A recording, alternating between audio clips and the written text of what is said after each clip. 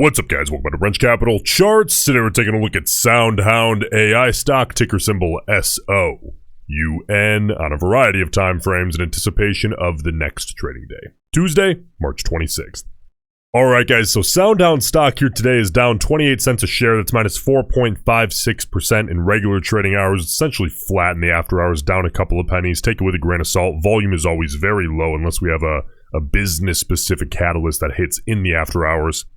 So let's take a look here today and see what kind of bias we can pull out of a bunch of different things, right? The volume profile, psychological levels, the options chain, right? The actual bias coming from the traders. And then at the end of the video, we'll take a look at expected move. So let's get started here, trying to pull out some bias out of our volume profile here on the 5-minute chart. So the moves that I'm primarily interested in here today are the very obvious ones, that fade and then recovery off the open, and I might as well circle all of it in one. That fade, recovery, fade, that's going to be a really good move to take a look at the volume on. And then, you bears, I'm going to want to take a look at this, and I guess you bulls as well, because we're going to want to see, was there big bearish bias on that fade into the consolidation period heading into the close? So let's take a quick peek here and see if we can pull anything out of here. Now, off the open, we expect big volume. That's normal. And then we start to see a fade, okay? These two here, to me, just single, pops in volume on the intraday low. For me, that's a wash, okay? There's not anything in terms of bias I can pull out of those. So in that first drop, even starting that recovery off the intraday low, there's really not a lot of bias to pull out, and considering the stock ended lower, because, it basically ended on that fade and then slowly recovered throughout the day and basically closed toward, I don't know, about 2/3 of the way down off that intraday fade, or the, fade off the open more so. That being the case, you bears are going to want to look for bearish bias off of this move, and, truthfully, we're not really seeing it. I mean, we saw a little bit of a pop there. However, the green candle to follow the intraday low almost matched it. Granted, it was a battle candle. We had some wicks, but then we had 5 green bars in a row. Okay, when that fade began, we saw volume kind of tank, increase a little bit, but it increased on the pop candles that followed. There's just nothing there. We have to remain unbiased. There's just nothing there. So, I mean, bears, I wish I had better news, but we also look at this fade then into that consolidation period into the close.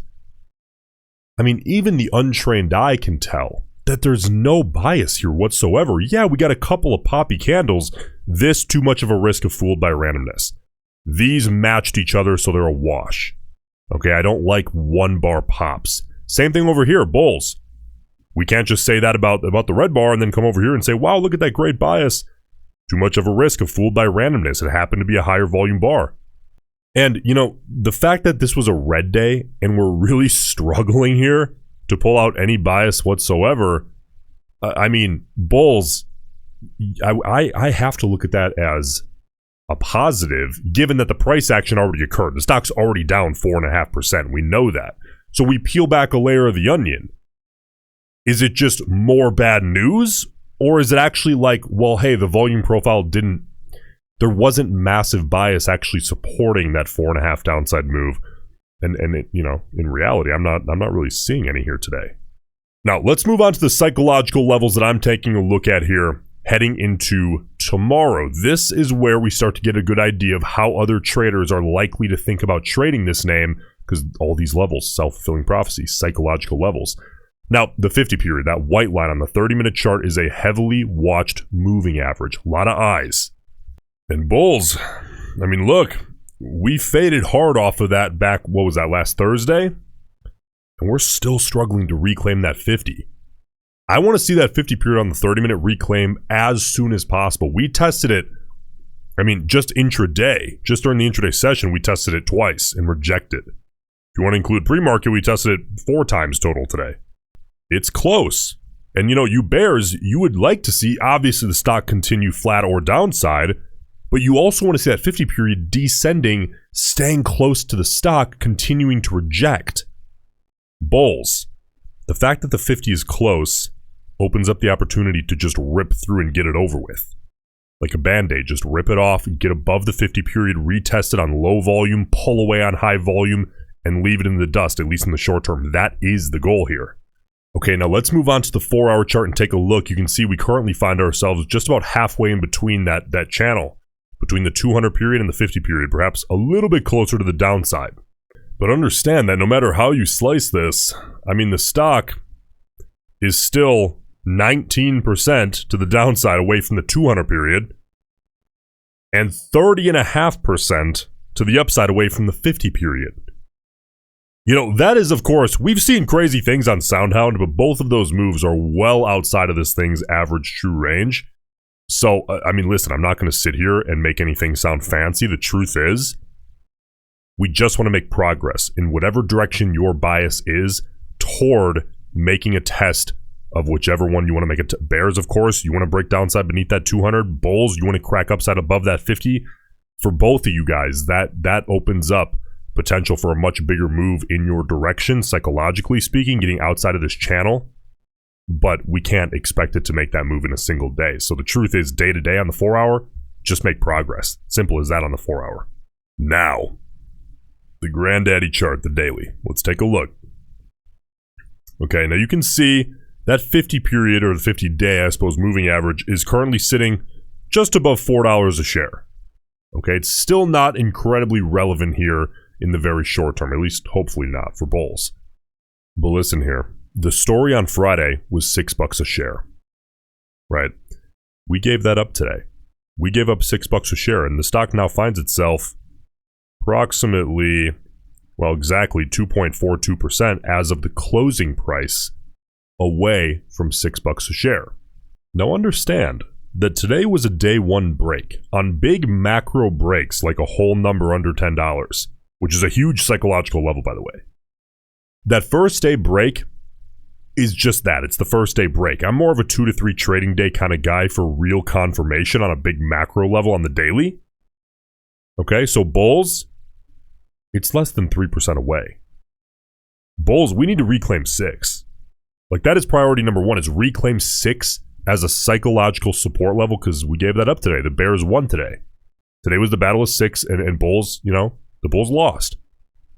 But it's not over, right? This is the first day break. 6, we want to see that reclaim as soon as possible on high volume, any retest on lower volume, and then pulling away on big volume. Bears, any retest of 6, reject as hard as possible on as much volume as possible. Open up a downside test toward that next psychological level, which in this case is 550. Now, the expected move. Let's take a look. The next expiration here is Thursday at the close, right? March 28th. And the chain, the volatility expectation, right? By that time is plus or minus 72 cents a share. Okay, so if you reasonably, because we don't have there's not one obvious day outlier in this case, because it's not like we have an earnings between now and then. So if you just divide that by 3, we're looking at about, 24, 25 cents of movement per day, assuming a 3-day streak of green days or red days. Right now, the more realistic expectation in terms of volatility expectation, when we're trying to gauge how much volatility the market expects, which, by the way, you might be wondering, why is that important? That's incredibly important to decide how you want to play it, especially with options. But when the more reasonable expectation is to have a mix, what I mean by that is like 2 green days, 1 red day, 2 red days, 1 green day. That makes the volatility expectation per day quite a bit more than 24 or 25 cents, right? So when you start to think about it that way and you think, okay, how am I feeling about these next 3 trading days? And then if you want to look at that volatility expectation from the chain, coupled with the directional bias that we just did all the analysis on, and we're going to throw one more thing in here at the end, by the way, a very obvious options bias, then you can look and say, okay, do I agree with the market? Do I think they're understating or overstating? And if you think that SoundHound is going to move quite a bit more than the expected move is expecting, maybe you're in the party, if you have a strong directional bias, of buying contracts. Okay, and if you think they're overstating the expected move, then you're likely in the party of selling to open some contracts and take advantage of realized volatility being less than the expected volatility. Okay, it is crucial to understand not only what the market is telling us about directional bias through the volume profile, the psychological levels, the options bias, which we'll look at here in 1 second, but in order to properly play that, especially with options, which I know a lot of you guys are looking to utilize, you also have to understand what the market is expecting in terms of volatility, right? A trade is not complete without that understanding. Since we know that implied volatility, Vega, is such a crucial part of trading options, without that understanding, there's no edge. Now, what is the bias out of the options chain here today? 95,000 total contracts traded.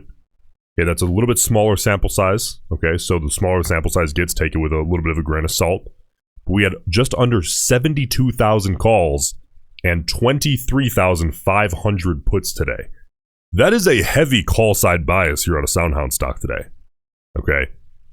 Short-term speculators, if we break this down by time frame, those short-term bets being placed, the 0 to 20 delta range, 15,700 calls, 5,400 puts. Again, smaller, lower volume, take that with a grain of salt, but a heavy short-term call side bias as well as a heavy overall call side bias. Listen, guys, if you're really taking this seriously, first of all, you should know that I learned how to trade for free, but it took me longer than it should have, and my market tuition was perhaps higher than it should have been. If you're looking for a little guidance, learn from someone who's done it before. I made all the mistakes in the book, believe me. Take a look at that Roensch Capital Gold server. There's 4 membership options. All of them get different benefits, or more so I should rephrase that. Each additional tier up adds on benefits. Of course, sending out my personal scalp setup alerts every day, working with my Platinum one-on-one members every day, sending out unusual options activity every day. I've been tracking that for years. That's how I keep an eye on kind of what the whales are up to. That link in the pinned comment, that'll allow you to get grandfathered in at the current rate. Appreciate you guys. If you got value out of this video, please leave a like on your way out, and I'll see you in the next one.